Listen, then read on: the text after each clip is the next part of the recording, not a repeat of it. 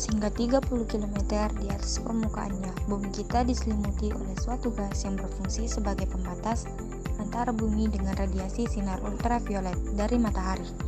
Namun, adanya polusi menyebabkan lapisan tersebut kian hari kian menipis, yang menyebabkan kehidupan di bumi terancam oleh radiasi yang berbahaya. Bumi kita disusun oleh 6 lapisan atmosfer, dan gas ini dapat ditemukan pada lapisan kedua, yaitu stratosfer. Lapisan ini terbentuk dari suatu molekul reaktif yang bernama ozon, yang mengandung 3 atom oksigen. Hanya terdapat 3 molekul ozon saja, setiap 100 juta molekul udara, namun tetap memiliki peran yang amat penting. Lapisan-lapisan ozon dapat dikatakan sebagai tabir surya untuk bumi, yang menyerap kurang lebih 98% sinar UV, yang berbahaya. Namun sayangnya, lapisan ini terus-menerus menipis dan menipis setiap tahunnya. Senyawa yang bernama klorofluorokarbon atau yang lebih dikenal dengan istilah CFC adalah penyebab utama dari rusaknya lapisan ozon. CFC merupakan molekul yang mengandung karbon dan klorin. CFC ini biasanya ditemukan pada alat pendingin aerosol dan produk-produk plastik.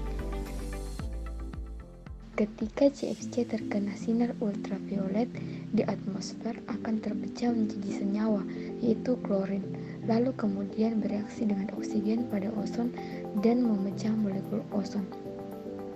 Ketika molekul ozon pecah, maka rusak pula lapisan ozon tersebut. Kerusakan pada lapisan ozon ini umumnya dikenal dengan istilah lubang ozon.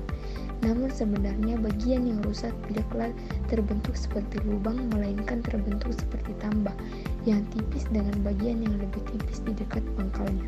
Di Antartika sendiri, lapisan ozon ini telah terkena polusi sejak pertengahan tahun 1980-an.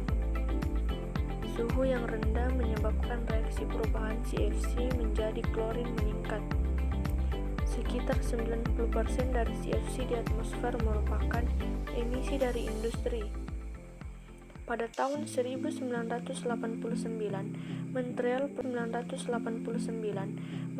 Protocol telah melarang produksi dari substansi penyebab penipisan ozon ini. Sejak saat itu, jumlah klorin dan zat perusak ozon di atmosfer menurun. Namun, tidak menutup kemungkinan bahwa jumlah tersebut akan kembali meningkat seiring dengan perkembangan industri dan teknologi di masa yang sekarang.